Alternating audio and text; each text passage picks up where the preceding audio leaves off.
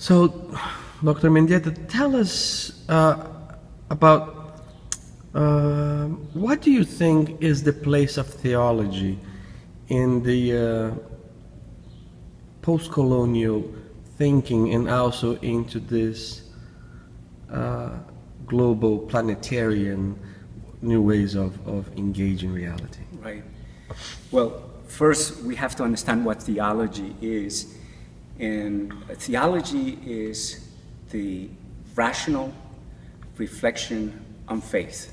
Is, if you will, is the elucidation of the moral intuitions, the anthropological intuitions, the ethical intuitions that are present in some sort of revelation. So, but revelation takes place in history. So theology is evolving because faith is evolving. Theology gives rational voice to an experience of faith, if you will. And that means that in a post-colonial context, we have to understand how theology has contributed to a concealment or to an elucidation of a faith experience. Because theology has been complicit in silencing certain dimensions of faith. It has also contributed to it being misunderstood, but it also has helped to liberate, to give radical voice expression to certain intuitions in the faith. So in the post-colonial context, one of the things that we want to do is liberate philosophy, liberate theology. So there isn't simply a theology of liberation, there has to be also a liberation of theology, because we have to allow this rational reflection on faith to actually contribute to the elucidation. And a post-colonial context presents an opportunity to do that. And that at the conceptual level. At a more basic level, we have to understand the ways in which theology has been complicit with the project of colonization. The project of colonization was conceived as a project of evangelization, and theology provided the rational justification for this.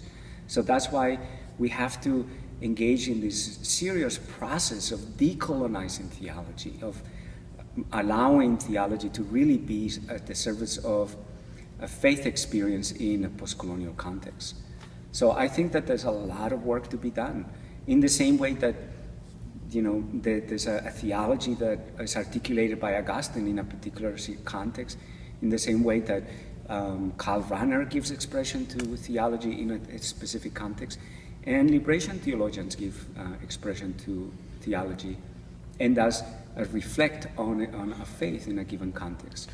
So you coming from Latin America, what then would be the gifts of liberation theology from Latin America in dialogue with liberation theologists from Africa and Asia and also from United States? Right.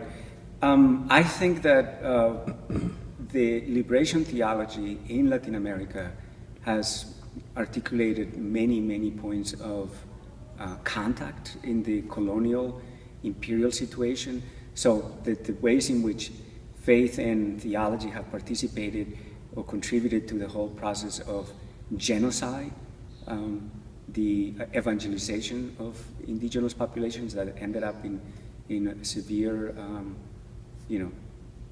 killing of people, genocide, has contributed to the legitimation of a certain kind of racial hierarchy, has contributed to a certain kind of tolerance of violence and condoning of a violence of the state in the name of order. So liberation theology in the United States and in Latin America in general has engaged in a process of contesting the ways in which religion, Christianity, Catholicism have participated in the development and legitimation of structures of oppression. But I think that beyond that, it has also been a positive project, and that is to give voice to the praxis of faith in Latin America. So it's really opened up the churches and the faithful to articulate their own language that now is in search of rational justification and rational explanation. From that very specific historical context, Latin American liberation theology and African or Black liberation theology, when I say U.S. liberation theologies, I mean Black liberation theologies and brown liberation theologies, Puerto Ricans and indigenous peoples. From this context, we can enter into dialogues about what happens in Asia, in Africa, in different contexts where there are faiths that are seeking rational elucidation. Mm-hmm. So I think that different colonial contexts, different imperial contexts obviously have different dynamics. And one of the things that liberation theologies do is to precisely foreground the context and the historical experiences that shape those practices of faith. Mm-hmm. And again, coming from Latin America, what do you see, what are the gifts of Latin America to the world? Well, I think that, there's so many, but in terms of what might resonate with other cultures, is first of all the celebration of diversity. First, because it was inevitable to be exposed to the diversity of experiences, the African experience in the Americans, the indigenous experience, then the Criollo experience, and then over 500 years, the waves of immigrants. So one of the things that Latin America contributes is this appreciation and commitment to something like a racial democracy or a multicultural democracies. There's also I think, tremendous aspect of Latin America is its syncretism, the ways in which religions flourish from very specific practices. So the religious creativity of the Latin American people is just incredible. And then also the celebration of nature, an incredible appreciation for the richness of the land, which manifests itself in incredible local cultures of culinary cultures. So, some of the most beautiful cuisine in the world comes from Latin America. Mm-hmm. So I think that that couple also were an incredible experience of language. Latin America speaks Spanish in many accents and with in many ways, you can almost say they're dialects. When you go from Colombia to Venezuela to Ecuador, you find such unique ways of speaking Spanish, which manifests itself in an incredible richness of literature. So, we talk about the vitality of the novel into the 20th and 21st century. It has to do precisely because of the literary creativity of Latin American writers, from Jorge Amado to Gabriel Garcia Marquez to Cortázar. And so there's an incredible Borges. Some of the greatest literature of the 20th century really came from Latin America, which gave voice to also something that is very unique, this what we could call non-synchronous temporalities. That's the other thing that is very distinctive to Latin America. So you can go anywhere and be in the midst of a cosmopolitan city, Mexico City, Bogota, Buenos Aires, but at the same time, you can go into a village and feel like you have traveled across time, and that these temporalities coexist, giving a sense of different rhythms of life, different rhythms of the experience of the historical.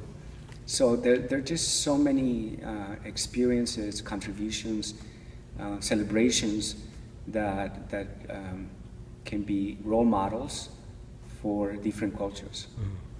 What do you think of the relation between religion and philosophy, or philosophy and theology? Because there's some, in the philosophical ground places, it would not be so welcome to bring some of the religion into it. So how do you engage philosophy and religion and theology? Yeah, I think that part of the false dichotomy, the false juxtaposition between religion and philosophy has to do with what I think are abbreviated, sort of denuded conceptions of both. Religion is not simply faith, it's not simply blind allegiance. Religion is many things. It is a practice, it is a set of values, it has always a reference to a text or some sort of revelation text. It has certainly a social and cultural memory. So I don't think religion is that which embodies the opposite of reason. Why? Because it is a praxis, right? It is a praxis that gives expression to certain values, and there's always a reference to a tradition of texts or interpretations. So already religion is on the way. It is itself a certain kind of embodiment of a making sense of the world. It is a way of entering in a relationship with the world and with ourselves. And therefore, I don't think it is necessarily, or if at all, something that is the opposite of reason. Mm-hmm. Because every praxis, every set of values, every a tradition already is itself an embodiment of a making sense of the world. Mm-hmm.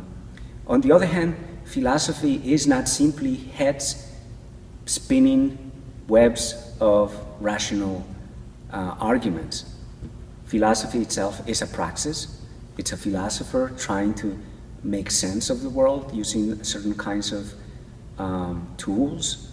Many of them are given to faith. It is also an engagement with a certain set of texts.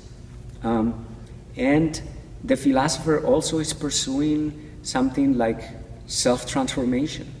Philosopher has a blind faith in reason, but it is a faith. It is a faith that the philosopher will be able to make sense of the world. But the philosopher also is trying to transform themselves and in the process model for a community what a good person might be, a person that makes full use of the reasons. So when we think about the great philosophers, when we think of Socrates, when we think of Plato, when we think of Augustine or Aquinas or Jean-Paul Sartre or Wittgenstein, or when we think of someone like Enrique Dussel or someone like Villoro, and so on, what we find are thinkers who are engaging a praxis using certain kinds of tools that refer to a tradition, but that also have elements of that which we celebrate in religion, which is about establishing relationships with the world and others that may lead to something like coexistence, peace, solidarity, mutual understanding. Mm-hmm. The philosopher seeks understanding to bring about the good. Mm-hmm. The person who has a faith seeks to live out their faith because they want to live in a community of the faithful and do well by them. So I don't think that this juxtaposition is sustainable. Okay.